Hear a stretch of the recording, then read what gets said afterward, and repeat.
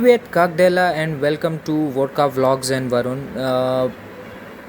Russia Travel Diaries Part 2, and today I'll be talking about day 3, the presentation day and big reveal. So these are some photos of me getting ready for my presentation and moving towards the venue, which is the Tavrichesky Palace, and these are some images of the way on to my venue, and you can see the beautiful Taurite Palace. And before attending my presentation, I was able to attend 2-3 plenary sessions in the Duma Hall, and it was a great learning experience as well.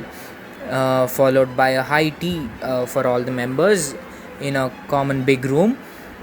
This is our presentation hall number 20, and I'll be sharing a video of me presenting at the conference. These are our session chairs, Mr. Dimitri,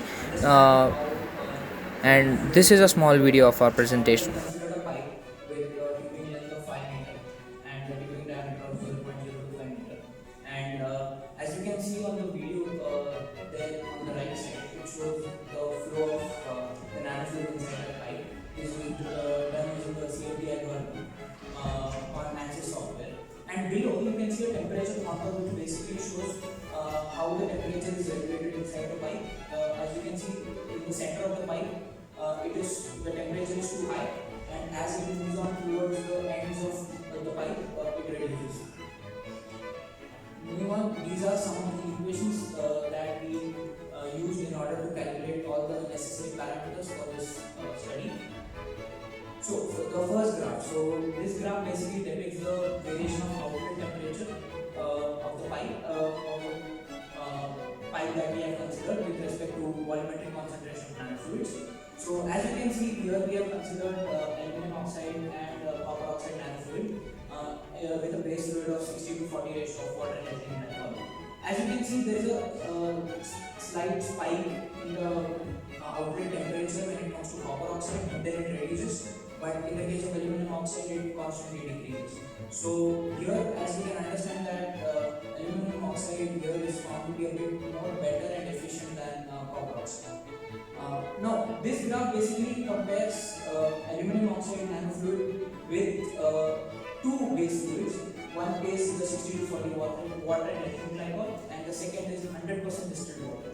So, as you can see the graph, it is decreasing at a constant edge when it is considered with water. But adding ethylene glycol gives it a bit more edge over the water aluminum oxide nanofluid. Moving on, these two graphs basically show the variation of viscosity of the aluminum oxide nanofluid with respect to its concentration, and on the other hand, it shows the variation of friction factor. And as we all know that as friction increases, as friction factor is calculated from the Nyman's-Keys equation, it increases as the volumetric concentration of the nanofluid also increases. Moving on, this graph is very important as it shows the variation of peak load withstand time with respect to concentration of nanoparticles. So as you can see that the peak load withstand time increases basically as you add more and more nanoparticles increases, and these withstand time calculations can be calculated using the equations here. So this is just a small video which we got from NASA's website. So this basically shows how the ATCS works inside the PCM heat exchanger, and we have tried to come up with a diagram of how a PCM and a nanofluid can be incorporated at the same time ATCS. So this is how the entire system would look like from the work we have done. And to conclude, the addition of nanoparticles would increase the overall heat transfer rate. 0.2 to 0.3% increase at 6% of volumetric concentration. It is actually a disadvantage where we are using nanofluids because it increases the pumping cost, so you need more energy or more power in order to bring the aircraft back during re-entry.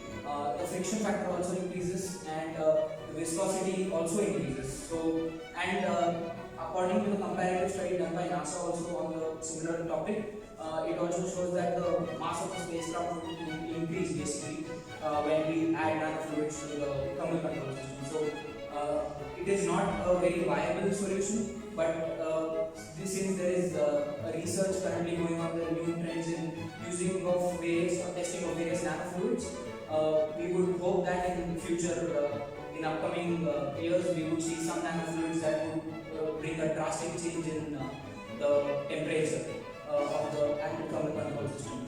So the temperature of the spacecraft would be more better and more efficiently handled by nanofluids that will come in future. Because from the study that we have done, it is hardly like 0.5 degree to 0.6 degree. There is just a very small variation in reduction in temperature. So that might not suffice the need that we have during day because the temperatures are extremely high. So that is all, and these are some of the references that we had gone through just in order to do our entire study and research on. So this is the NASA video which we actually used in order to show how the coolant works along with the thermal control system. And you can contact any one of us from here if you have any suggestions, any points that you wish to ask us, or anything, you can contact any one of us. Thank you so much. Thank you very much. We will be glad to hear your questions.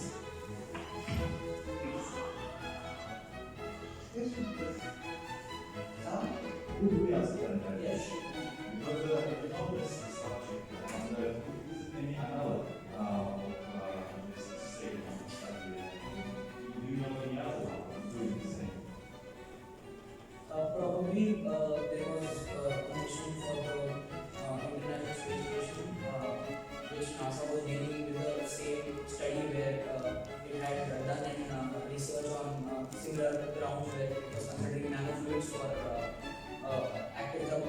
nanofluids for spacecraft, thermal control systems, where they had performed a study in a different way where they did not compare a lot of nanofluids, but they had with the existing technology they had tested and they had proven that addition of nanofluids would basically lead to the increase in mass of the spacecraft. Apart from that, it will increase the pumping power, which would make it more, which would require the spacecraft more energy and more power to bring it back to the orbit. So this NASA study was one of them. So this was a short video of our presentation, and we move forward. So we was just exploring the entire conference this day. So after our presentation ended, we just took a few snaps outside. So it was awesome that we got to click some snaps at the venue, because who knows that we would visit St. Petersburg back. So we got a few snaps at the Tauride Palace, and followed by the big reveal video which I had posted. And for those who haven't seen, here is the big reveal video. Hello everyone, good afternoon. So there was a lot of excitement for the past 2-3 days where kind of everyone was asking me where I am and why have I traveled all the way to Russia. So it gives me immense happiness in announcing that today is the day of big reveal, and this is the big reveal.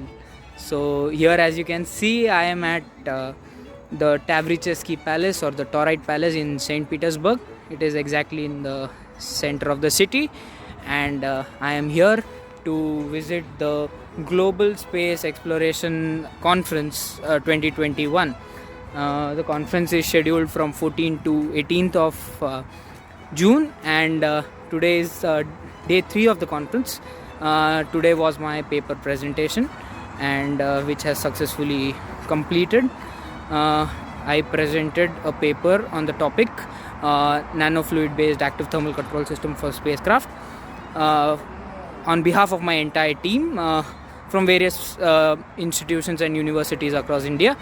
So it was a great time here presenting at the conference. And I'll be roaming around Russia for a few more days, and I'll be returning back to my hometown Chennai on 24th. So this is the big reveal, and here, as you can see behind, is the Tavrichesky Palace. There are a lot of people here from Roscosmos and Russian Space Federation. Also, since this event is organized by European Space Agency based IAF, so there are a lot of people from Europe also, and very visiting professors from China, Japan, Turkey, Russia, UAE, probably India also. And there are a lot of fellow researchers like me who are visiting this conference. So that's it. That is the big reveal, and hope I'll keep you posted with my travel vlogs from St. Petersburg, Moscow, and Lake Baikal. Then So till then, stay tuned. I explored some of the exhibitions and stalls at the venue. We had Senki Aerospace, we had Roscosmos, we had the IF stall, we had the Uzbekistan Space Agency, we had the Turkish Space Agency with their stalls. Then attended a few plenary sessions as well as technical sessions at the Duma Hall, and that day actually concluded the conference also. So we had our closing ceremony followed by some pictures with my Indian friends. You have Yukta Sharma here, Hamza Hamid, who is from Karachi but now stays in the Europe.